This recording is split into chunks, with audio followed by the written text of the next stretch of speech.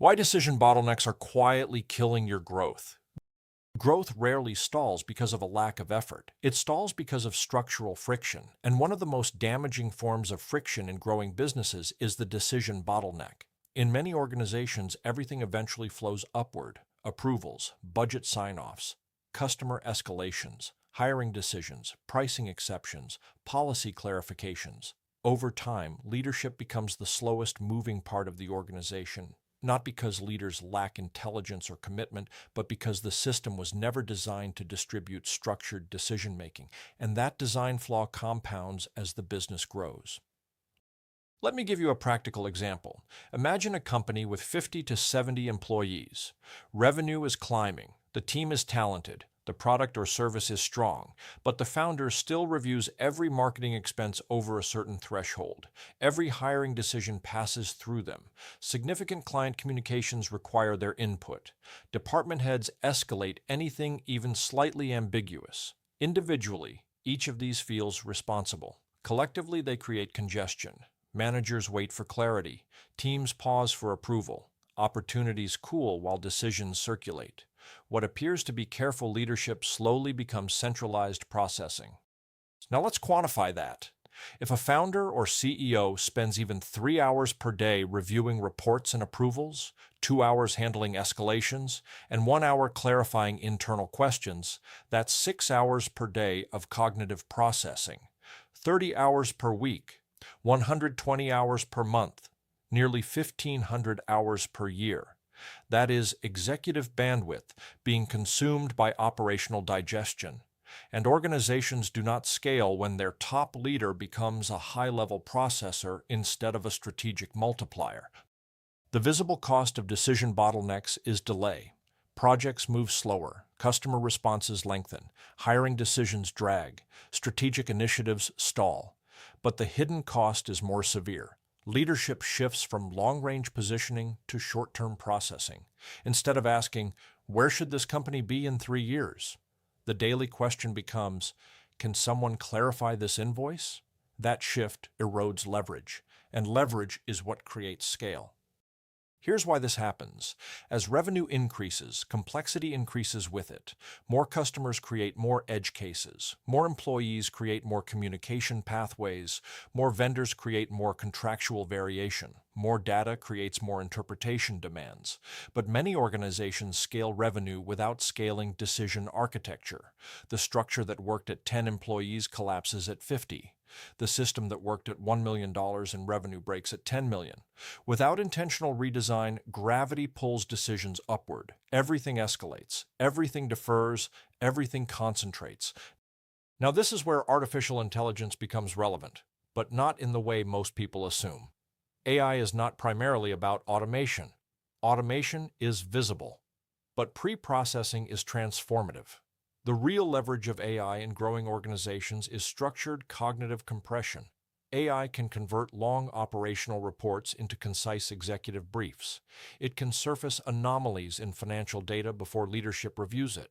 It can summarize customer sentiment across hundreds of support tickets. It can draft structured hiring analyses before final interviews. It can organize scattered inputs into coherent insight. In other words, AI can structure information before it reaches decision makers. That changes everything, because leadership should be deciding, not digesting. When AI reduces the digestion phase, decision cycles compress, and time compression is growth acceleration. Let me give you another scenario. Consider a professional services firm with 20 consultants. Every proposal above a certain dollar amount requires partner approval. Every contract revision must be reviewed. Every pricing exception escalates. On paper, that ensures quality control. In reality, it creates queue dependency. Consultants wait for feedback before sending proposals. Clients wait for revised terms. Momentum cools between conversations. And what could have been a 5-day sales cycle becomes a 14-day sales cycle. Now multiply that across 50 proposals per year. Time compression in decision-making does not just improve efficiency. It directly increases revenue velocity. That is strategic leverage.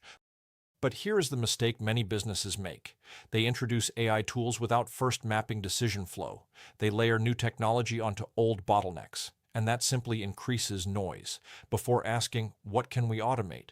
The better question is, where do decisions consistently stall? Where does information pile up before action? Which approvals add minimal strategic value but consume time? Where is leadership spending hours processing raw information?